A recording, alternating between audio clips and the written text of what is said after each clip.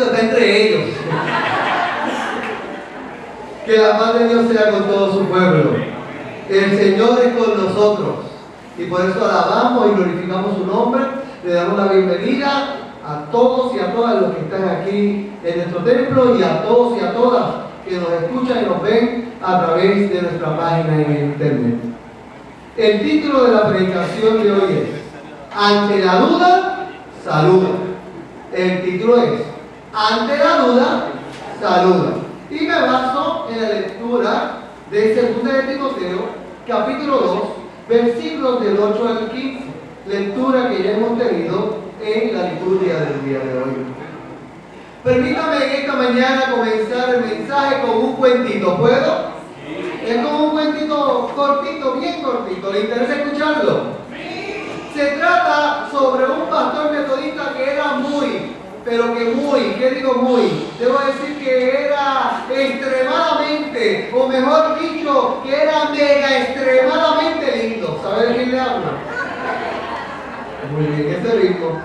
El pastor lindo se encontraba ahogado en trabajo esa semana. Tenía que realizar 2 predicaciones, un taller para la escuela, además de preparar el prontuario de la primera clase del CEP y una plenaria para pastoralia. Y súmele a todo esto la coordinación de las reuniones del gabinete y de la Junta Conferencial del Ministerio Ordenado. Además tenía reunión con las madres de negro para protestar contra el incinerador y las acostumbradas terapias y compromisos con sus roles. Y para hacerle el cuento largo, corto, el pastor lindo sí podía cumplir con todo. Decía, ahora sí que me chavé. Pero en eso cogió el teléfono y llamó al otro pastor lindo que le ayudara. Pero el pastor tuvo duda. La duda, yo creo, hermanos y hermanas, que es cosa seria. Pero depende cómo trabajamos ciertamente la duda para saber si nos puede ayudar también a crecer en la fe. Porque ¿quién no ha dudado alguna vez? Todos hemos dudado, porque aquel que nunca ha dudado es porque nunca ha creído. La duda puede ser saludable si nos dirige a profundizar hacia la dirección de la fe. La duda puede ser tóxica si en vez de dirigirnos al estudio profundo nos lleva a conformarnos con la duda y de ahí un pasito para dejar la fe. Imagínense, iglesia, si esta mañana quisiéramos estudiar las estrellas. Usted puede estudiarla de noche, porque a simple vista, de día, no se ven. Tiene que esperar hasta la noche y la pregunta teológica profunda y medular que se levanta es: ¿acaso las estrellas necesitan la noche para existir? Pues claro que no, por supuesto que no, pero nosotros y nosotras necesitamos la noche para poder verlas. Podemos hablar mucho sobre la existencia de las estrellas, pero solo de noche podemos observarlas. En ocasiones, en los días oscuros de nuestra vida, es que mejor podemos ver a nuestro Dios. Es interesante que aquellos que han experimentado la duda y la han trabajado eficientemente, sepultan la duda con la fe, creyendo en que Dios puede resolver todas las cosas. Claro que no hay una fórmula fija para lidiar con la duda. Todos venimos a este mundo con muchos signos de interrogación en la cabeza. Cada uno de nosotros y nosotras llegamos con nuestras propias preguntas, nuestros propios temores, nuestras propias razones para no creer. Pero si estás aquí en esta mañana, la buena noticia es que tú sí crees. Amén. Y que a pesar de toda duda, estás buscando del Espíritu Santo, ¿verdad? Nosotros como iglesia no podemos hacer que las personas depositen su fe en Cristo. Solo el Espíritu Santo de Dios puede hacer eso. Sin embargo, con nuestro testimonio y práctica de vida podemos aclarar conceptos equivocados, contestar algunas preguntas, no con palabras, sino con acciones, y animar a las personas a escuchar el Evangelio de Cristo Jesús. ¿Me creen, iglesia? ¿O lo duda? Porque la duda puede invadir nuestro ser, pero el Espíritu resplandece en nuestra alma. Porque va más allá. La duda se disipa con los actos de fe. Los invito en esta mañana a que le demos un vistazo a un prisionero, donde su único remedio para ser libre parece ser que es la muerte. Mira a través El calvito que está en la esquina, el de la barba larga, ese es. El que no tiene sandalia, el que tiene la ropa sucia y vieja, sí, aquel que tiene una pluma gastada y un viejo papiro en sus manos. Ese se llama Pablo y le escribe a su discípulo Timoteo para darle aliento. Fíjese bien en su historia. Parece ser que una buena manera de combatir la duda es recordar las cosas esenciales. El autor de la carta de 2 Timoteo nos retrata la situación y personalidad de Timoteo y nos hace ver la soledad de Pablo en prisión. Y no solamente en prisión, sino que lo que está esperando Pablo es la muerte. De algún modo, la carta de 2 Timoteo es el tercer testamento que Pablo escribe. ¿Y sabe qué más, iglesia? Pablo escribe varios testamentos. Si no lo sabe, hoy le voy a decir dónde están. El primero de los testamentos de Pablo es la carta de los Romanos, aquella que se indica como el último escrito realizado por la propia mano de Pablo. Se dice que le envió desde Corintio en el invierno del 57 o del 58, a consecuencia de que él había enfrentado tiempos difíciles en Jerusalén, pero con la esperanza de que podía ir a Roma para luego llegar a España. El segundo testamento está contenido en el discurso de Mileto, pronunciado por el apóstol de los gentiles, a los presbíteros y obispos de la iglesia de Efeso. Y lo podemos ver en el escrito de Hechos, capítulo 20, versículos del 17 al 36. Él iba de camino a Jerusalén en el verano del 58. El mismo Pablo declara que nunca lo volverá a ver. Dice que es su final, que los hermanos y hermanas de la comunidad no lo van a escuchar y por eso está escribiendo estos testamentos. Pero en estos dos testamentos no se encara tanto la muerte como el que está escribiendo en 2 de Timoteo. Y es lógico que ante la muerte, ¿qué viene? La duda. La duda viene a nuestra mente. La duda empieza a hacernos preguntas y a decirnos: ¿estaré haciendo lo correcto? ¿Ha valido la pena lo que he hecho? Pero nuestro protagonista Pablo, en vez de sumergirse en la duda, mire lo que hace. Analice esto. En medio de la prueba y el sufrimiento que Pablo sufre por causa del Evangelio, el apóstol alienta y conforta a Timoteo, hablándole sobre el valor en medio del sufrimiento por causa del amor a Cristo. Estoy sufriendo porque amo a Cristo. Por una parte, le asegura que las cadenas de la cárcel romana no pueden impedir la predicación del Evangelio, porque el Evangelio no depende de una persona, sino que la iglesia continúe promulgándolo, porque el mismo Dios Trino es que se ha comprometido para llevar este Evangelio hasta los confines de la tierra. Es el mismo Dios que realiza la obra de salvación. O sea que el sufrimiento y la muerte por el Evangelio, más allá de ser símbolo de derrota, nos lleva a abrir el camino de la vida en virtud del poder de la resurrección de Cristo. Casi nada, dice el apóstol. No está escribiendo nada.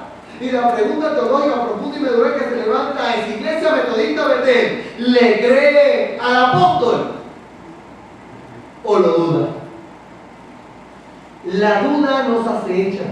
Precisamente cuando usted está listo para descansar en la fe, doña duda hace su entrada. Cuando usted se quita la vieja ropa del pasado y de la criatura del pasado y se pone la vestimenta de la gracia, ahí llega la chavaduda. Precisamente cuando usted se sentó en el trono de la fe y dejó que lo acariciara el silbido apacible del Espíritu Santo, llega la duda con su voz ronca que interrumpe su pensamiento diciendo: ¡Ey, ey, fulano, fulana! Tienes unos segundos para contestarme unas preguntitas.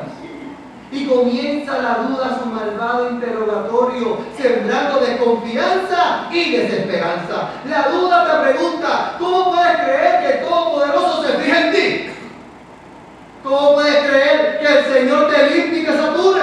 ¿Cómo puedes creer que estás bien? Y en ese momento la vieja duda ataca tu pasado afirmando: ¿no te acuerdas aquella noche loca? O te dice, ¿no te acuerdas de aquel negocio turbio? O de aquel día que perdiste la cabeza, que actuaste sin pensar.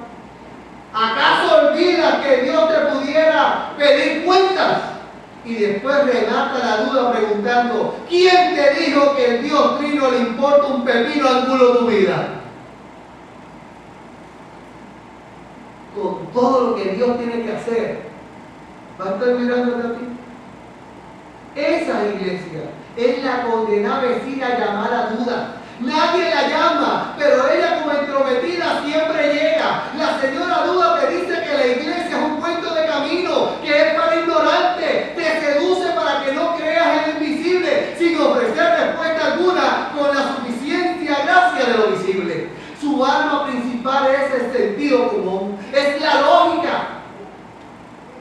La señora duda lo que busca no es convencer, sino confundir, no ofrece soluciones, solo plantea problemas. Quizá doña Duda era la que estaba atacando a Timoteo en nuestra perícopa, para animar a Timoteo a correr con ánimo la carrera de la fe, para tener ánimo esforzado, para seguir hacia adelante. Pablo le exhorta a poner los ojos en Jesús. O sea, ante la duda hay que poner los ojos en Jesús. En el versículo 8 le afirma, recuerda a Jesús, el que venció la muerte.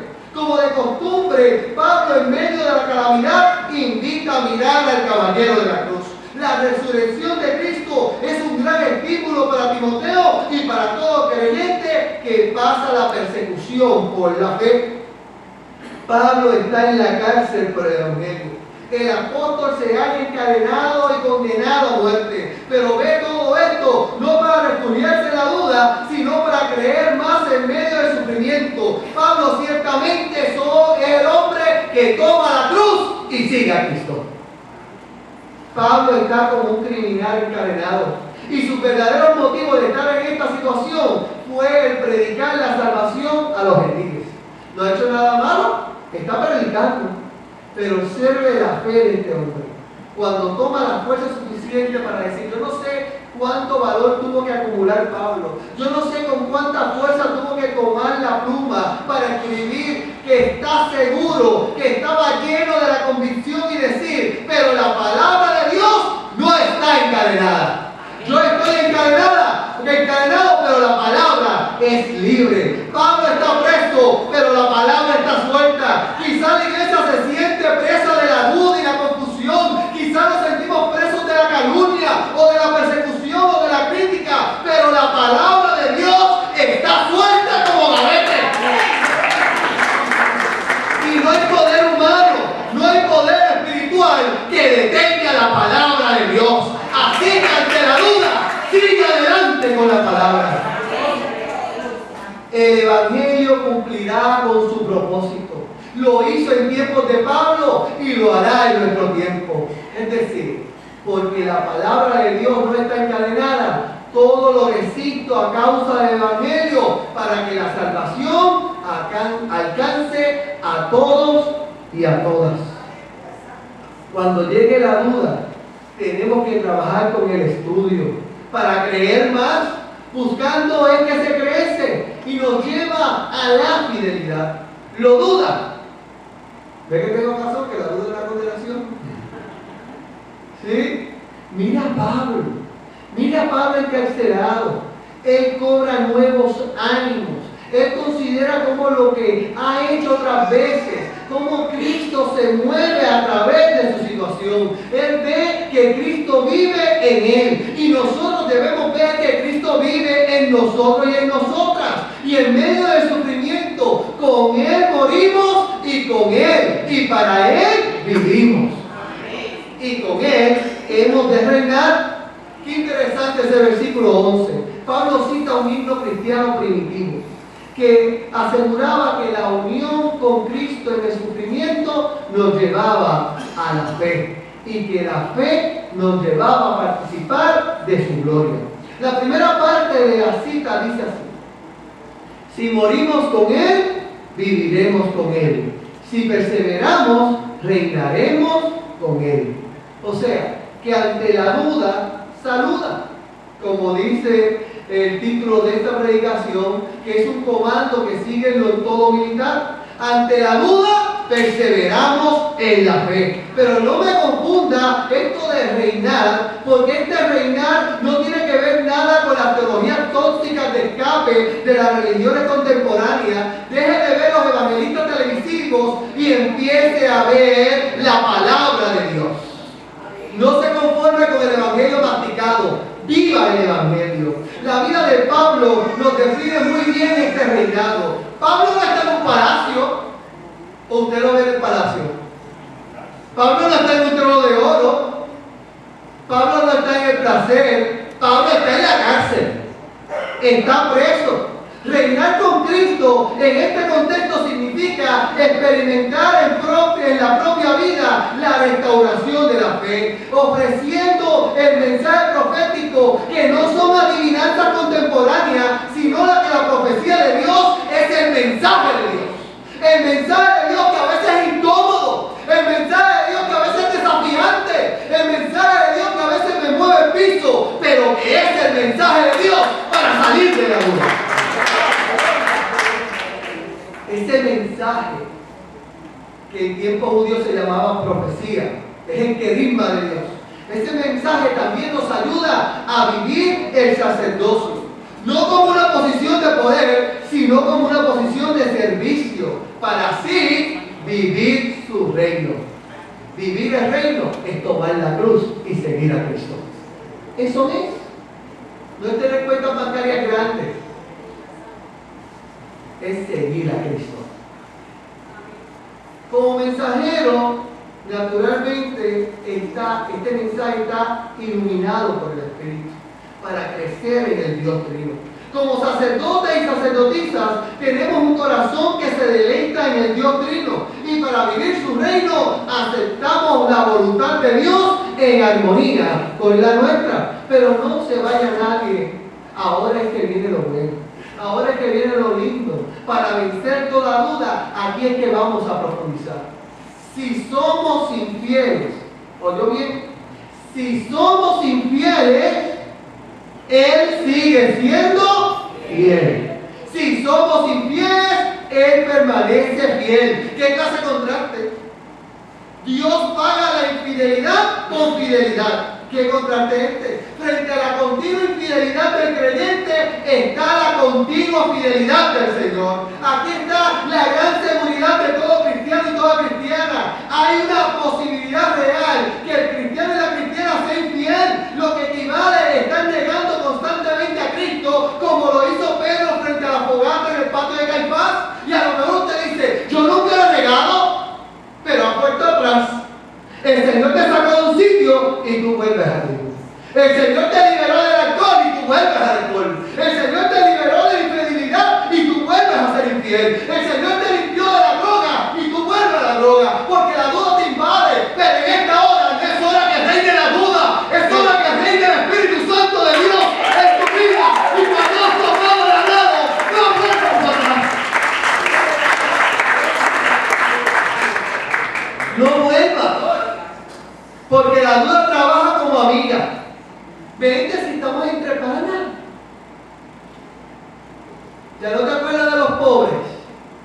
Pero el Espíritu Santo trabaja con transformación completa. Y si me sacó del fango, yo no vuelvo al fango. Porque Dios sigue siendo fiel. Hay mucha posibilidad que el cristiano sea infiel, pero no hay posibilidad ninguna, de ninguna manera, de que el Señor pueda quebrantar su fidelidad. A eso le llamamos gracia. Dios siempre es fiel. Esa gracia no depende de mi fidelidad, sino de la fidelidad de mi Señor, que me invita a luchar cada día para seguir siéndole fiel. Es esta la afirmación, iglesia, la que disipa, esta afirmación es la que disipa toda duda. Pero la señora duda no se rinde. Oye algo por ahí. La señora duda no se rinde. La señora duda sigue atacando. Si la duda sigue atacando, la duda siempre ataca y siempre está a la tentativa para poder atacarte. Y si no me creen, retrocede en las páginas bíblicas. Y lleguemos cuando comenzó toda la duda, cuando comenzó todas las cosas negativas, allá para el libro de Génesis. Vea en el libro de Génesis, vea esa hermosa mujer, la mujer linda, la de pelo largo. Esa se llama Eva. Y ella es testigo ocular que las semillas de la duda fueron sembradas desde el Edén. Eva estaba sentada disfrutando del paraíso cuando se fijó en un par de ojos sospechosos que se asomaban entre los arbustos. Y he aquí que comenzó la profesión de Doña Duda con sus famosas preguntas diciendo: Eva, con que Dios ha dicho que no coméis de todos los árboles del huerto. Fíjense que no hay fanfarria, ni hay protesta, solamente hay preguntas. Preguntas. ¿Acaso Doña Duda no ha tratado de hacer lo mismo con nosotros y nosotras? Hermanos y hermanas, si usted esta mañana se da cuenta que viene a la iglesia para salvarse y no porque es salvo, como si la salvación fuera un premio por la asistencia, perdone que le diga la triste verdad, Doña Duda quiere alquilarle un cuarto en su corazón. Si se atrapa a sí mismo dudando de que si Dios podrá perdonarle otra vez por eso que hizo, entonces es que Doña Duda ya ha desempacado su pertenencia en el armario de su alma. La espesa y horripilante oscuridad de la duda es la misma oscuridad que uno siente cuando está sentado frente a un enfermo que uno ama. Si su actitud es el cinismo respecto a la fe y no la sinceridad del Evangelio, entonces Doña Duda está cenando en su mesa en sus actitudes. Pero ante ese cuadro, te exhorto que a todo pulmón, que con toda tu fuerza no te rindas, sino que sigas luchando para presentarte ante tu Dios como obrero aprobado.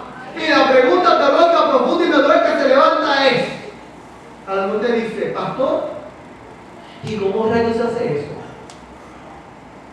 ¿Cómo puedo estar aprobado?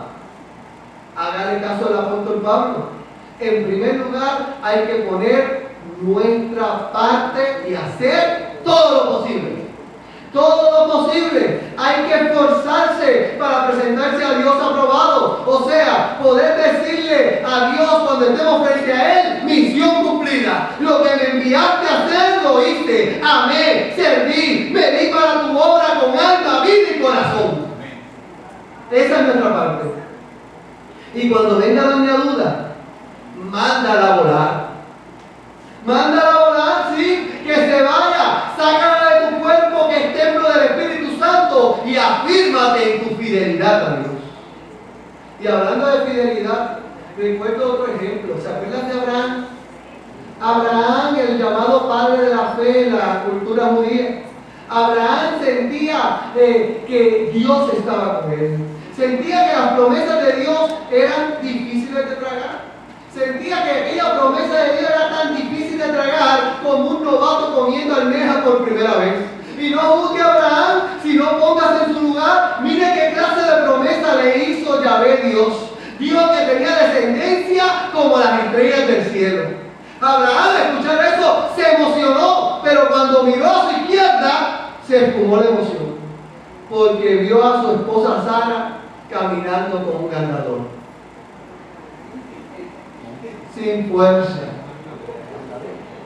Y no bien había determinado de contemplar a su anciana esposa cuando viene la próxima promesa de Yahvé, que le dice: toda esta tierra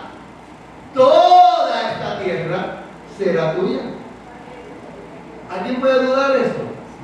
Iglesia, imagínese usted lo que sintió Abraham. Es como si Dios nos dijera hoy que seremos dueños de todo San Juan con todo Plaza y América.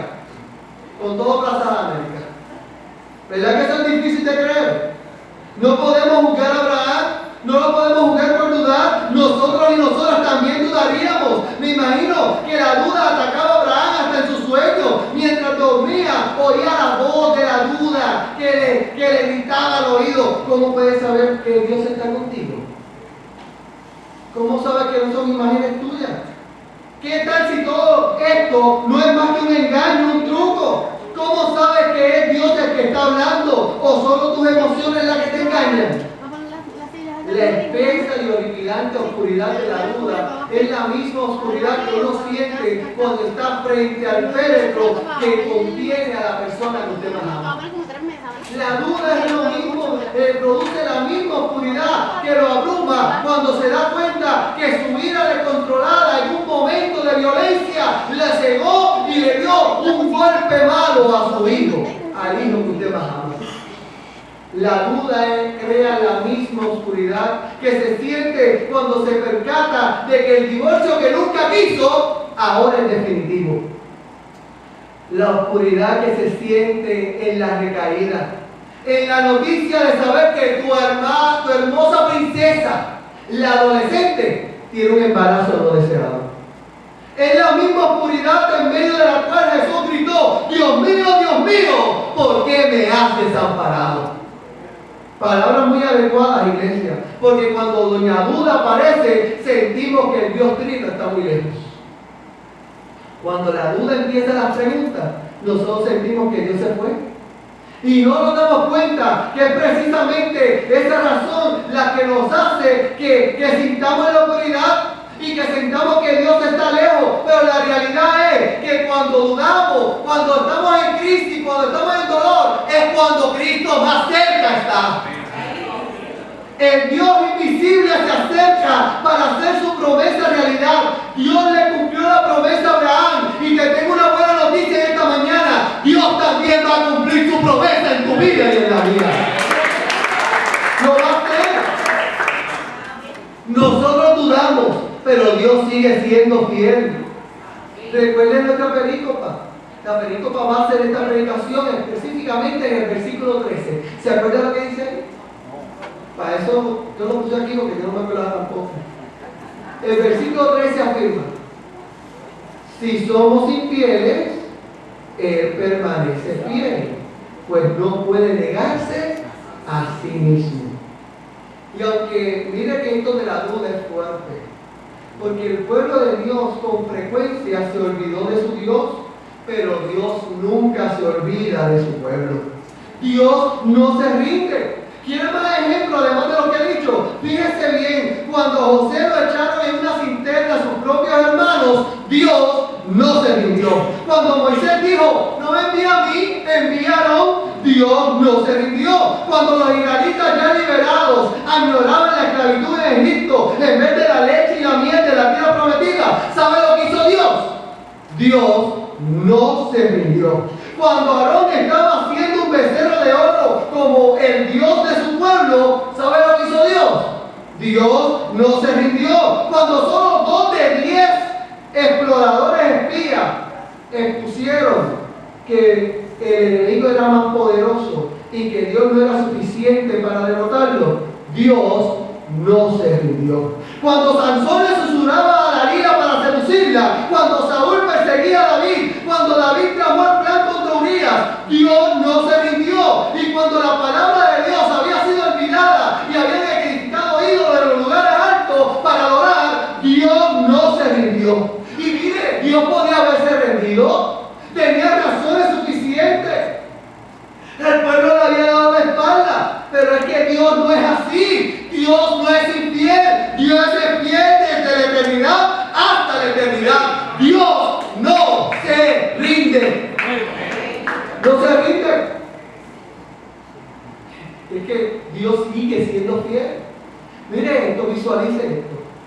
Cuando se encarnó y fue víctima de un intento de asesinato a los 2 años de edad, cuando la gente de su pueblo trató de tirarlo para arriba abajo, cuando sus hermanos y hermanas se rieron de él, Dios no se rindió. Lo oyó bien, iglesia, lo comprende, lo está internalizando, lo está entendiendo. Cuando lo acusaron de blasfemia, cuando lo arrestaron, cuando Pedro lo maldijo, cuando Judas lo vendió, cuando las cosas se pusieron calientes, cuando lo escupieron, cuando lo bofetearon, cuando el látigo romano le rasgó sus pies desde el hueso, Dios no se rindió.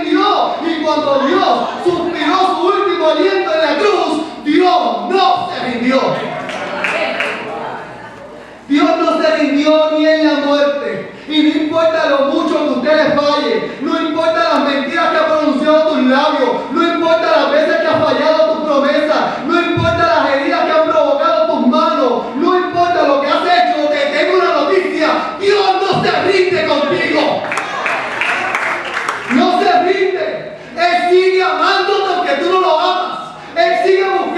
donde tú no lo buscas. Él sigue a todo lado para sencillamente decirte, contigo yo no me rindo, contigo yo no me canso, contigo no voy a descuidar.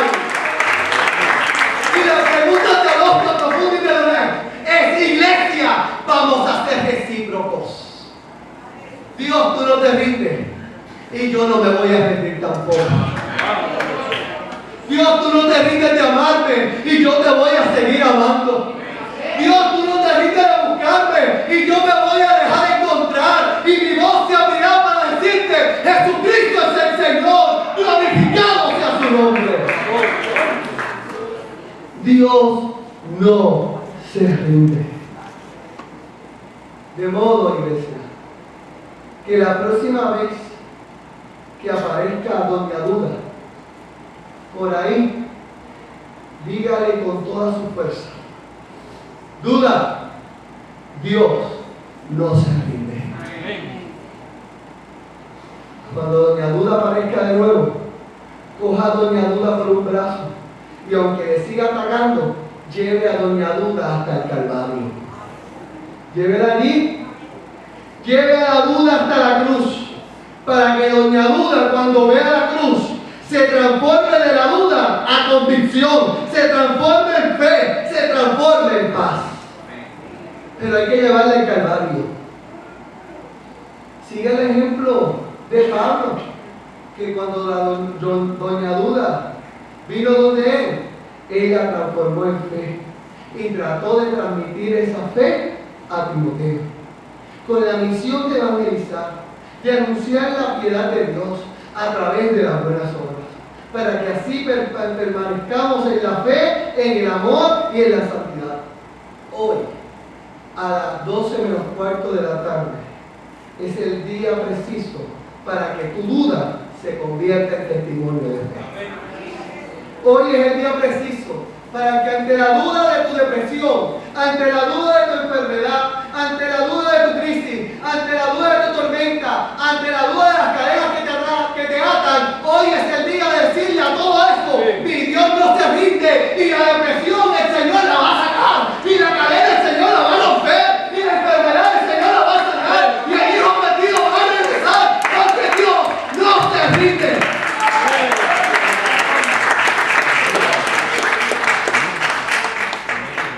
Lo que Dios comenzó, Él lo va a terminar. Por eso, sigue adelante. Por eso, sigue hacia la meta. Por eso, recuerde en cada segundo, el Dios que está contigo no se rinde. Que Él te bendiga y Él te guarde.